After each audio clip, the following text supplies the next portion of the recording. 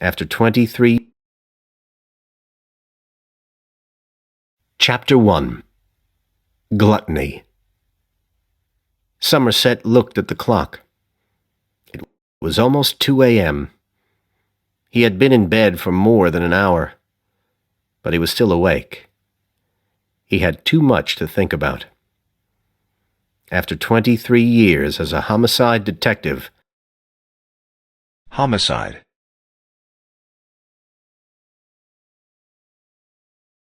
Homicide.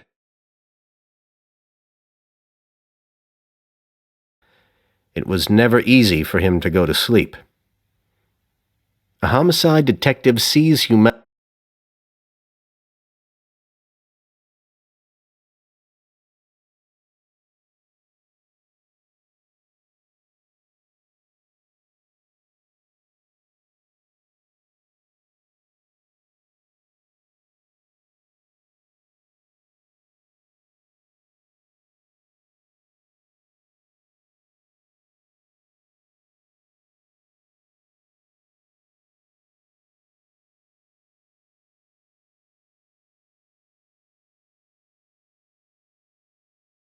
humanity at its very worst. He sees murders of every imaginable sort. People killed with guns, knives, poison, husbands killing wives, and wives killing husbands, children killing parents, friends killing friends, and people killing strangers, sometimes to rob them, sometimes for no reason at all. But now Somerset was leaving. He had only 7 more days left before he retired. Then he could leave the city, forget the crime he had seen, and live quietly in the country. He had seen enough of the violence and crime of the city. His pictures and his books were packed and ready to move to his new house in the country. Only 7 more days. He thought of how long he had lived in the city. He had been married twice.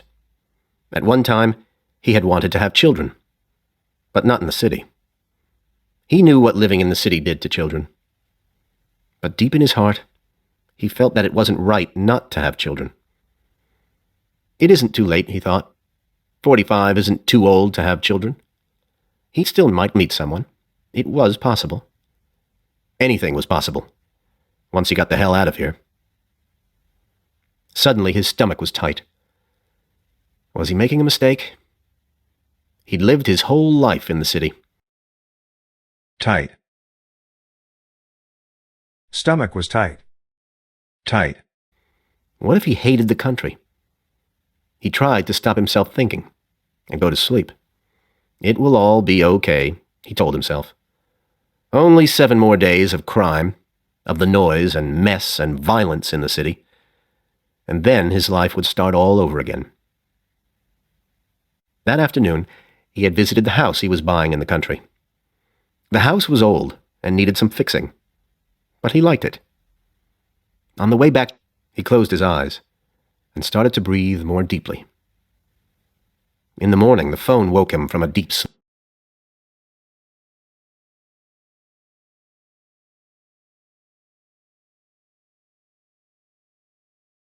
On the way back, he closed his eyes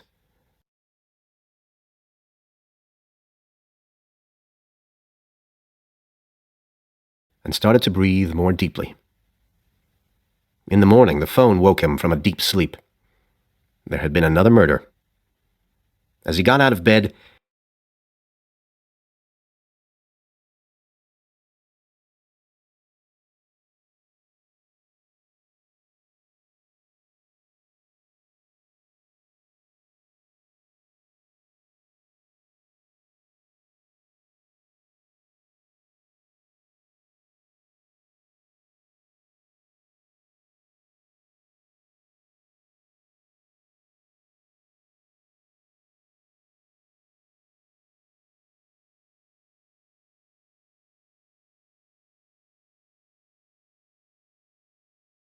he wished he didn't care as much as he did.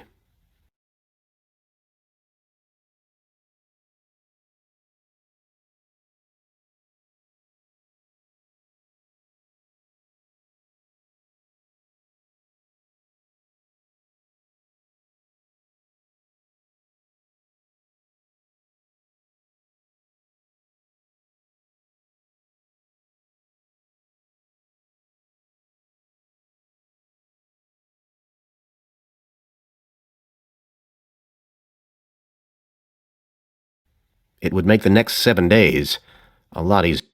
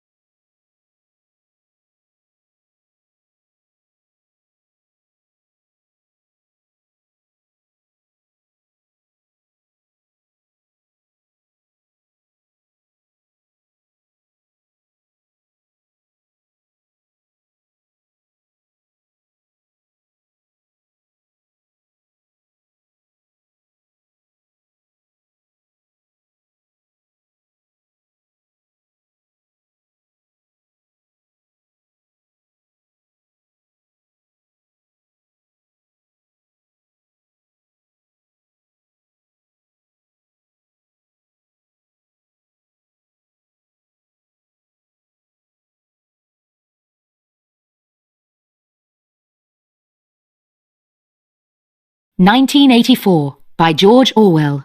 Retold by Mike Dean. Retold.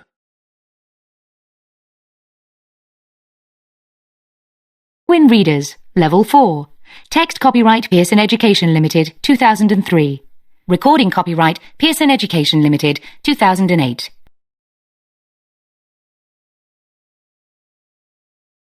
Part 1. Thought Crime. Thought crime. Thought crime. Chapter 1. Big Brother is watching you. It was a bright, cold day in April, and the clocks were striking 13. Winston Smith hurried home to Victory Mansions with his head down to escape Mansions. the terrible wind. A cloud of dust blew inside with him, and the hall smelled of dust and yesterday's food. At the end of the hall, a poster covered one wall. It showed an enormous face, more than a metre wide, the face of a handsome man of about 45, with a large black moustache.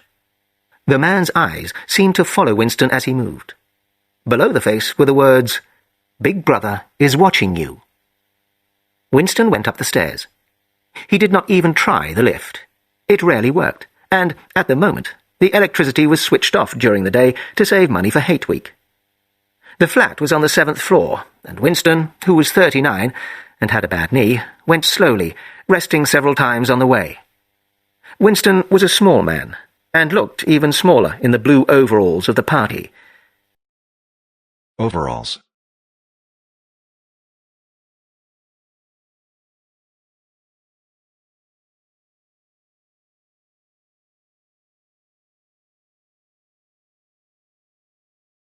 Overalls. His hair was fair, and the skin on his face, which used to be pink, was red and rough from cheap soap, old razor blades, and the cold of the winter that had just ended. Inside his flat, a voice was reading out a list of figures for last year's production of Iron. The voice came from a metal square, a telescreen in the right-hand wall. Deli screen. Deli. Winston turned it down, but there was no way of turning it off completely. He moved to the window. Outside, the world looked cold. The wind blew dust and bits of paper around in the street, and there seemed to be no colour in anything, except in the posters that were everywhere.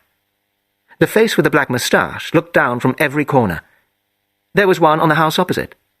"Big Brother is watching you," it said, and the eyes looked into Winston's.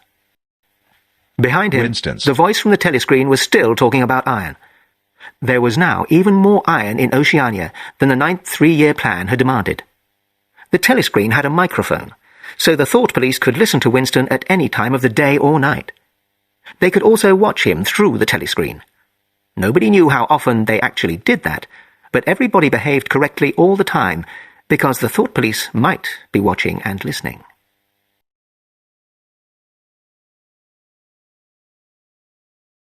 Winston kept his back to the telescreen. It was safer that way. They couldn't see your face. He looked out over London, the biggest city in this part of Oceania. The 19th century houses were all falling down.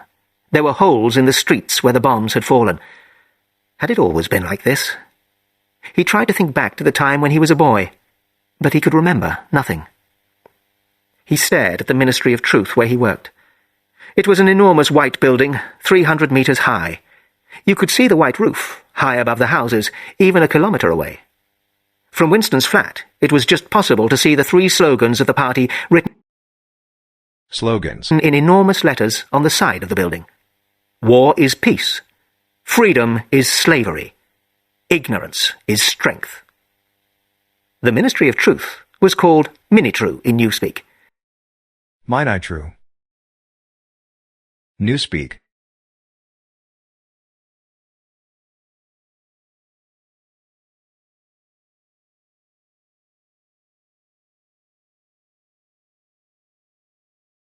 Newspeak. The new language of Oceania. Mini-True, it was said, had more than 3,000 rooms above the ground, and a similar number below. The people there worked mainly on news and entertainment. High above the surrounding buildings, Winston could also see the Ministry of Peace, where they worked on war. It was called Mini-Packs in Newspeak. Mini-packs. And the Ministry of Plenty, Mini-Plenty, which Mini-plenty. was responsible for the economy. And he could see the Ministry of Love, Mini-Love, which was responsible for law and order. The Ministry of Love was the really frightening one. There were no windows in it. Nobody could get anywhere near it unless they had business there. There were guards with guns in black uniforms even in the streets half a kilometre away. Winston turned round quickly. He smiled. It was a good idea to look happy when you were facing the telescreen. He went to his small kitchen. He had not had lunch in the canteen before he left work. Canteen. Canteen. But there was no food there except a piece of dark, hard bread for tomorrow's breakfast. He poured himself a cup of colourless, Port. oily gin and drank it Gin. down like medicine. It burned him inside, but he felt more cheerful afterwards. He went back to the living room and sat down at a small table to the left of the telescreen. It was the only place in the room where the telescreen could not see him. From a drawer in the table, he took out a pen and a big diary with beautiful cream paper, which he had bought in an old-fashioned shop in a poor part of the town. Party members like Winston were not allowed to go into ordinary shops, but many of them did. It was the only way to get things like razor blades. Winston opened the diary. This was not illegal. Nothing was illegal, as there were no laws now. But if the diary was found, they would punish him with death or with 25 years in a prison camp. He took the pen in his hand, then stopped. He felt sick. It was a decisive act to start writing. Decisive.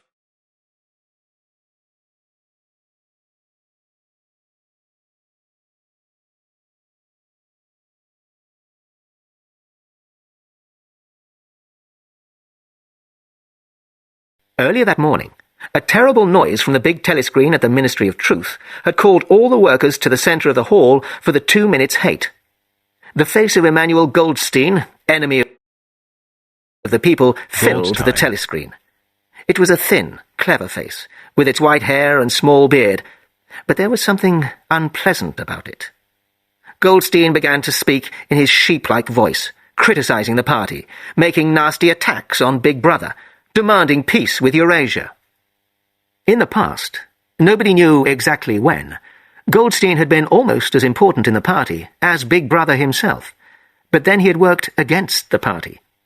Before he could be punished with death, he had escaped. Nobody knew how exactly. Somewhere he was still alive, and all crimes against the party came from his teaching. Behind Goldstein's face on the telescreen were thousands of Eurasian soldiers. Oceania was always at war with either Eurasia or Eastasia. That changed, but the hate for Goldstein never did. The thought police found his spies every day. They were called the Brotherhood, people said, although Winston sometimes asked himself if the Brotherhood really existed. Goldstein had also written a book, a terrible book, a book against the party. It had no title. It was just known as The Book. As Goldstein's face filled the telescreen and Eurasian soldiers marched behind him, the hate grew. People jumped up and down, shouting and screaming so they could not hear Goldstein's voice. Winston was shouting too. It was impossible not to. A girl behind him with thick, dark hair was screaming, "Pig! Pig!" at Goldstein. And suddenly she picked up a heavy Newspeak dictionary and threw it at the telescreen. It hit Goldstein on the nose and fell to the floor. Winston had often seen this girl at the ministry, but he had never spoken to her. He did not know her name, but he knew she worked in the fiction department. He had seen her with tools, so he guessed she was a mechanic on the story-writing machines. She was a confident-looking girl of about 27, and she walked quickly. She wore the narrow red belt of the Young People's League tied tightly round her overalls. Winston had disliked her from the first moment he saw her. He disliked nearly all women, especially young and pretty ones. The young women were always most loyal to the party and were happiest to spy on others. But this girl was especially dangerous, he thought.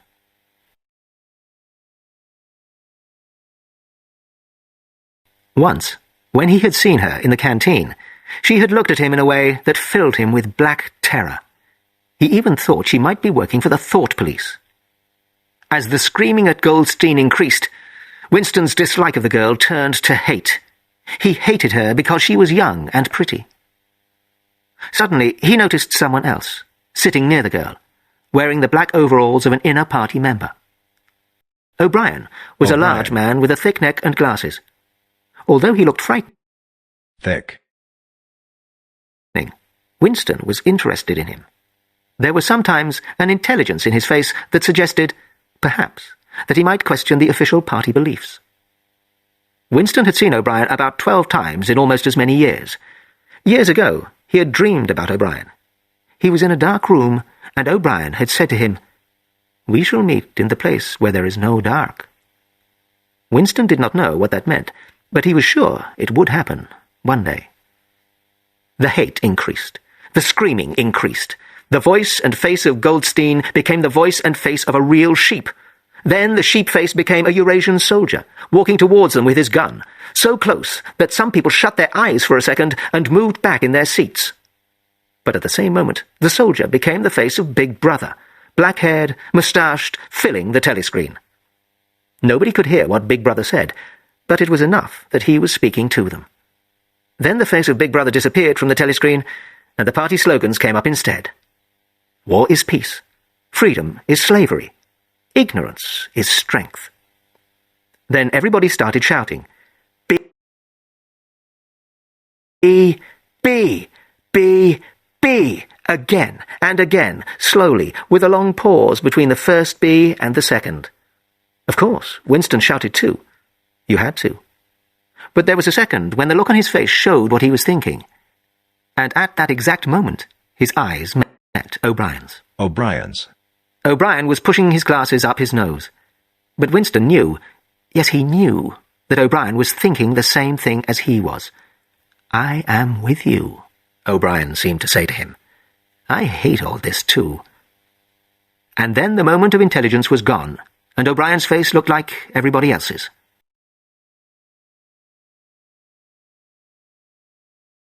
Winston wrote the date in his diary, April the 4th, 1984.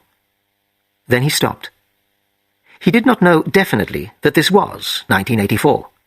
He was 39, he believed. He had been born in 1944, or 1945. But nobody could be sure of dates. Not really. Who am I writing this diary for? He asked himself suddenly. For the future? For the unborn? But if the future was like the present, it would not listen to him. And if it was different, his situation would be meaningless. The telescreen was playing marching music. What had he intended to say? Winston stared at the page, then began to write. Freedom is the freedom to say that 2 and 2 make 4. If you have that, everything else follows. He stopped. Should he go on? If he wrote more, or did not write more, the result would be the same. The thought police would get him. Even before he wrote anything, his crime was clear. Thought crime, they called it. It was always at night. The rough hand on your shoulder, the lights in your face. People just disappeared, always during the night. And then your name disappeared.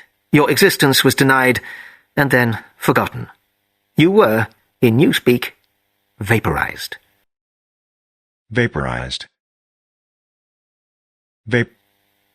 Suddenly, he wanted to scream. He started writing fast. Down with Big Brother. Down with Big Brother. Down with Big Brother. There was a knock on the door. Already. He sat as quietly as a mouse, hoping that they would go away. But no, there was another knock. He could not delay. That would be the worst thing he could do. His heart was racing, but even now his face, from habit, probably showed nothing. He got up and walked heavily towards the door.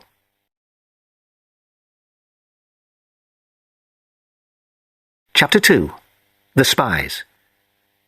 As he opened the door, Winston saw that he had left the diary open on the table. Down with Big Brother was written in it, in letters you could almost read across the room. But everything was all right. A small, sad-looking woman was standing outside. "Oh, Comrade Smith," Comrade. she said, in a dull, little voice. "Do you think you could come across and help me with our kitchen sink? The water isn't running away, and—" It was Mrs. Parsons, his neighbour. She was about 30, but looked much older. Winston followed her into her flat. These repairs happened almost daily. The Victory Mansions flats were old, built in about 1930, and they were falling to pieces. Unless you did the repairs yourself, the party had to agree to them. It could take 2 years to get new glass in a window. "Tom isn't home," Mrs. Parsons explained. The Parsons flat was bigger than Winston's and unattractive in a different way. Everything was broken. There were sports clothes and sports equipment all over the floor, and dirty dishes on the table. On the walls were the red flags of the Young People's League and the Spies, and a full-size poster of Big Brother. There was the usual smell of old food, but also the smell of old sweat. In another room, someone was singing with the marching music that was still coming from the telescreen. "It's the children," said Mrs. Parsons, looking in fear at the door to the other room. "They haven't been out today, and, of course—" She often stopped without finishing her sentences. In the kitchen, the sink was full of dirty green water. "Of course, if Tom was home," Mrs. Parsons started. Tom Parsons worked with Winston at the Ministry of Truth. He was a fat but active man who was unbelievably stupid and endlessly enthusiastic.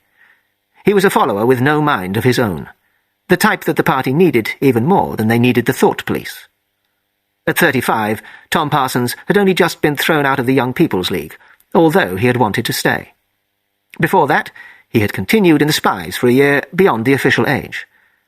At the ministry, he had a job which needed no intelligence, but he worked for the party every evening, organising walks and other activities. The smell of his sweat filled every room he was in, and stayed there after he had gone.